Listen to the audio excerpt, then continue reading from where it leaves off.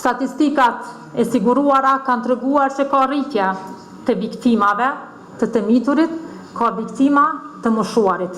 Andaj, kjo tërheqje do t'i dedikohet këtyre viktimave. Në Pej më 25 nëntor 2025 u organizua tryeza Rrumbullakët, dedikuar rasteve të dhunës në familje me theks të veçantë të dhunën ndaj viktimave të ndjeshme, të moshuarve dhe të miturve. Në takim morën pjesë përfaqësues nga prokuroria, policia, institucionet lokale dhe OSB-ja, të cilët theksuan sfidat në trajtimin e rasteve dhe nevojën për qasje të koordinuar. Statistikat e siguruara kanë treguar që ka rritje të viktimave të miturit, ka viktima të moshuarit. Andaj, kjo tërheqje do t'i dedikohet këtyre viktimave. Dhuna në familje për një kohë gjatë trajtohet vetëm si çështje private brenda familjes, por sot ajo është rregulluar me norma penale dhe nuk konsiderohet me çështje private, por një vepër e dënueshme ligjërisht.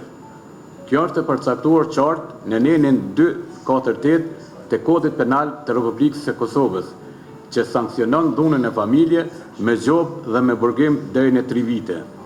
Shtetet demokratike, përfshirë Kosovën, kanë zhvilluar korniza të forta ligjore dhe mekanizma institucional për parandalimin e dhunës dhe mbrojtjen e viktimave, me theks të veçantë kur fëmijët janë viktimë të moshuar ose kategoritë të tjera që konsiderohen si viktima të ndjeshme. Çdo fëmijë ka të drejtë të rritet në një ambient të qetë, të sigurt dhe që i garanton mirëqenie emocionale dhe fizike.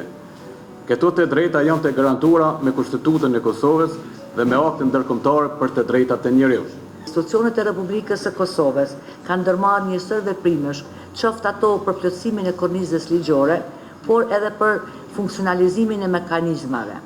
Në pajtim me legjislacionin evropian dhe standardet ndërkombëtare, respektimi të drejtave të viktimave është obligim i secilit autoritet me të cilin viktima ka kontakt. Konsiderojmë se prokurori i shtetit ka përqafuar sistemin e ofrimit të mbrojtjes dhe ndihmë të specializuar për viktimat përmes mekanizmave të posaçëm që është zyra për mbrojtje të viktimave. Dhe për t'i dhënë një rol më të rëndësishëm kësaj zyre, e ka inkorporuar në kuadër të zyrës së kryeprokurorit të shtetit. Policia e Kosovës si institucion i parë, reagues, përgjegjës për reagimin e rasteve të dhunës në familje, luan një rol qendror me identifikimin, parandalimin dhe ndjekjen penale të këtyre veprave. Trajtimin efektiv i rasteve kërkon profesionalizëm, vlerësim të saktë të rrezikut, bashkëpunim ndërinstitucional dhe respektim të drejtave të viktimave, duke garantuar që siguria dhe mirëqenia e tyre të jetë prioritet absolut. The OSCE is pleased to keep contributing. Për neve, për OSB-n si mision, është mjaft e rëndësishme për të kontribuar në vazhdimsi me gjitha institucionet, partneret dhe me gjithë profesionalistët e kësaj fushë për të ngritur edhe më tepër kapacitetet, qëndrueshmërinë, po ashtu edhe punën e madhe në lidhje me mbrojtjen në saktësi të viktimave të dhunës në familje, por edhe të viktimave në përgjithësi.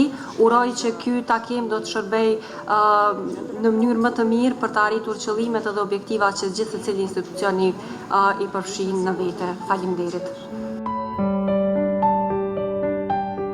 Gjatë aktivitetit në qytetin e Pejës u ndan broshura informuese për të drejtat e viktimave dhe mekanizmat e mbrojtjes.